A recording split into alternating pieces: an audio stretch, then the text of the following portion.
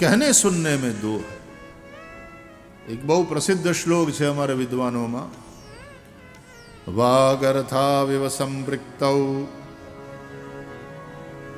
वागर्थ प्रतिपत्तये जगतः पितरौ वंदे पार्वती परमेश्वरौ। वागर्थाविव संपृक्तौ, वाणी अने एना अर्थनी जेम जुदा। वागर्थ प्रतिपत्तये, अने जेम वाणी अने एनो अर्थ ए बंने जुदा होवा छतां एक ज छे ने। माणस बोले अने पछी एम के मारा कहेवानो अर्थ, नहीं तो घणी वार सामे वाळो कहेवायुं होय जुदुं, समझे जुदुं।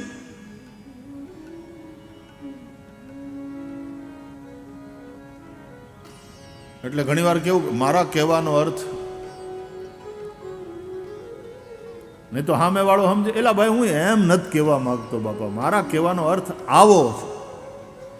એમ વાણી અને એનો અર્થ એ બંને જુદા પણ છે અને એક પણ છે।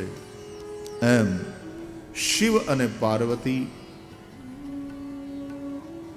નામથી જુદા, એના સ્વરૂપ પણ જુદા અને છતાં એક જ છે। પાર્વતી પરમેશ્વરૌ, પાર્વતી અને પરમેશ્વર એટલે શિવ, એ જગતના માતા પિતા છે। જગતઃ પિતરૌ વંદે પાર્વતી પરમેશ્વરૌ। હવે આ જ શ્લોકને વિદ્વાનો બીજી રીતે પણ એનો અર્થ કરે છે કે જગતઃ પિતરૌ વંદે પાર્વતી પાર્વતી અને પરમેશ્વર, એ પરમેશ્વરના પને પાર્વતી આરે લગાડો એટલે પાર્વતી પ, અને પછી અહીંયા હું બાકી રહી પ કાઢી નાખો એટલે રમેશ્વરૌ। પાર્વતી પ રમેશ્વરૌ। પાર્વતી પ એનો અર્થ થાય પાર્વતીના પતિ એટલે શિવ, અને રમેશ્વર રમાયાહા ઈશ્વર, રમા એટલે લક્ષ્મી, એના ઈશ્વર એટલે પતિ, ઈ કોણ તો કે વિષ્ણુ। એટલે શિવ પાર્વતી પ પાર્વતીના પતિ અને રમાના ઈશ્વર રમેશ એટલે ભગવાન વિષ્ણુ, રમેશનો અર્થ થાય વિષ્ણુ। આ બંને શિવ અને વિષ્ણુ એ બંને જગતના પિતા। અહમ સર્વસ્ય જગતઃ માતા ધાતા પિતામહ, ભગવાન જેમ ભગવદ્ ગીતામાં કહે છે, તો આપણે એને જગત પિતા કહીએ છીએ। શિવ જગત પિતા છે।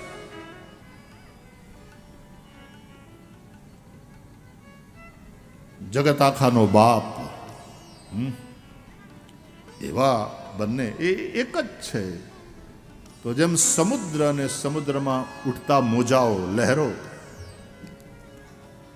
આમ એમ કે આ જો તો ખરા સમુદ્રમાં કેવા મોટા મોટા મોજા, લોઢ ઉછળે છે। એટલે આમ લાગે કે સમુદ્ર અને સમુદ્રના મોજા અલગ છે, પણ આમ એક જ છે ને। દરેક મોજું, દરેક સમુદ્રની દરેક લહેર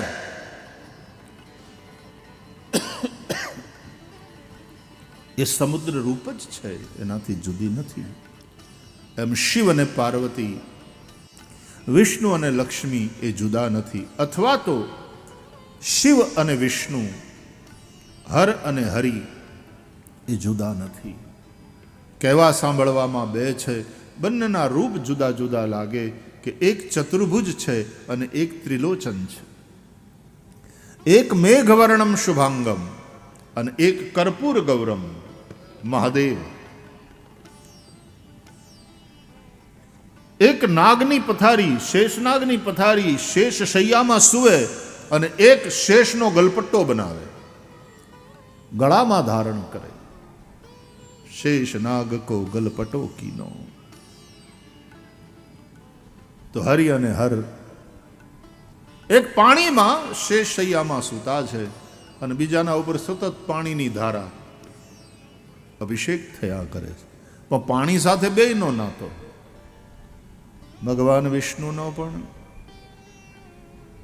ભગવાન શિવનો પણ। તો વિષ્ણુ શેષ શૈયામાં સૂતા છે અને શિવ સમાધિમાં છે, નિદ્રા સમાધિ સ્થિતિ। શિવ સમાધિમાં યોગીશ્વર છે.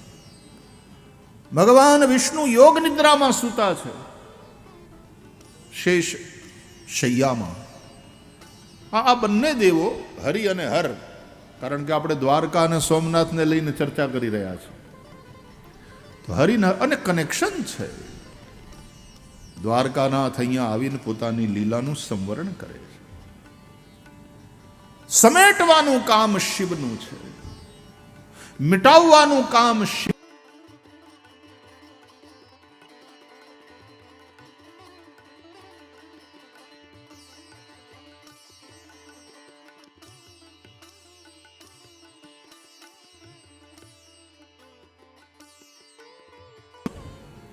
અને દુર્વાસાદી ઋષિઓના મુખે જે શાપ અપાવ્યો, આમ પણ બ્રાહ્મણોસ્ય મુખમાસી, વેદો કહે છે બ્રાહ્મણો એ ભગવાનનું મુખ છે, ક્ષત્રિયો ભગવાનની ભુજા છે, વૈશ્ય ઉરુ અને શુદ્ર સેવક વર્ગ, શ્રમિક વર્ગ એ ચરણ છે.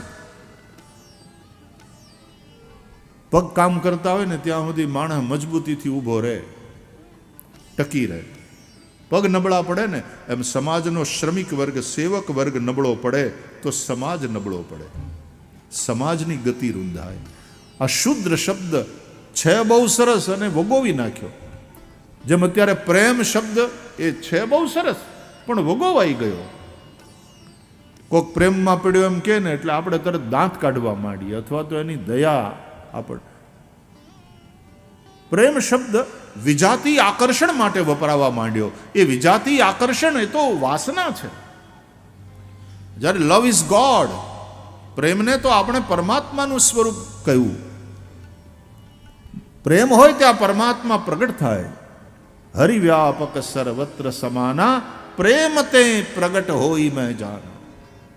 મીરાબાઈએ પણ ગાયું, પ્રભુ આવત પ્રેમ કે મોલ, માયરી મેને લીનો ગોવિંદ મોલ.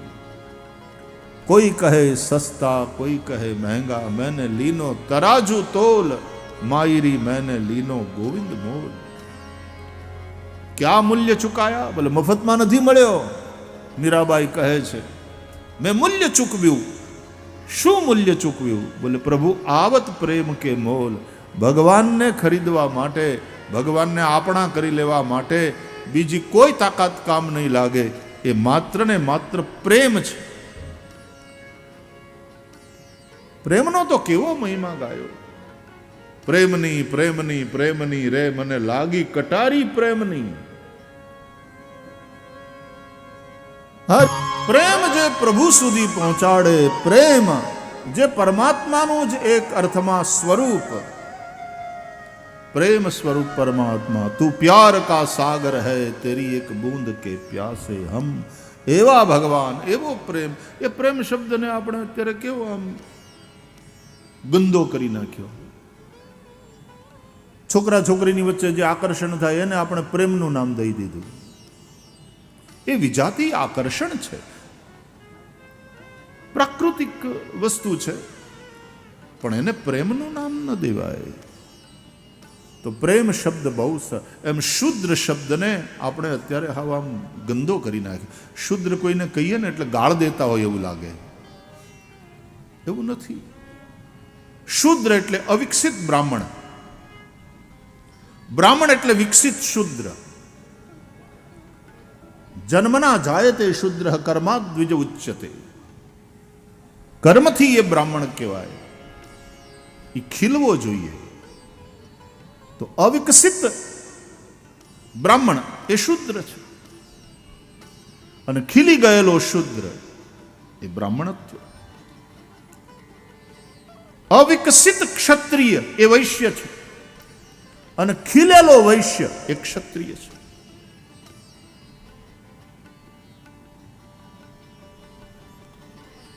જેમ કોઈક છોકરો ભણવામાં નબળો હોય અને એને ઢબુના ઢ જેવો કહીએ આપણે, ત્યાં તો ઢ છે, મતલબ જો ભણવામાં ધ્યાન રાખે તો હોશિયાર થાય. એના માટે ક્ષત્રિયને કોઈ વાણિયો કે ને તો એને ગાળ જેવું લાગે,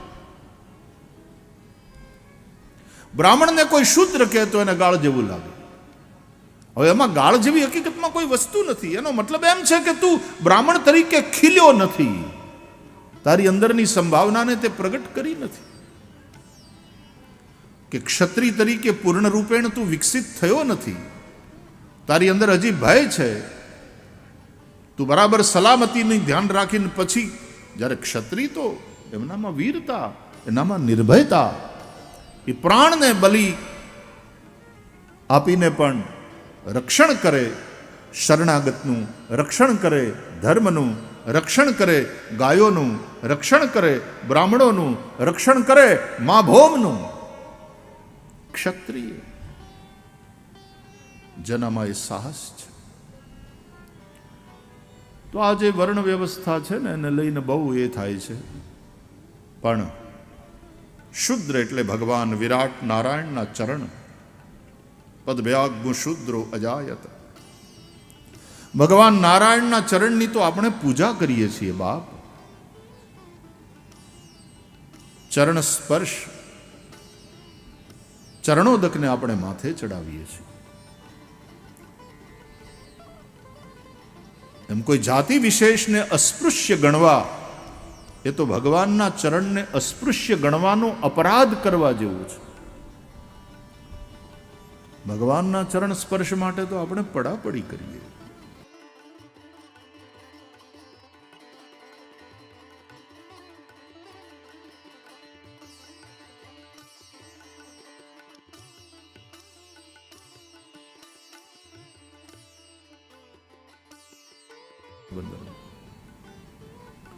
અને એક માન્યતા એવી છે કે અખાત્રીજના ભગવાન મળ્યા દ્વારકાધીશ, સુદામા મળ્યા દ્વારકાધીશને.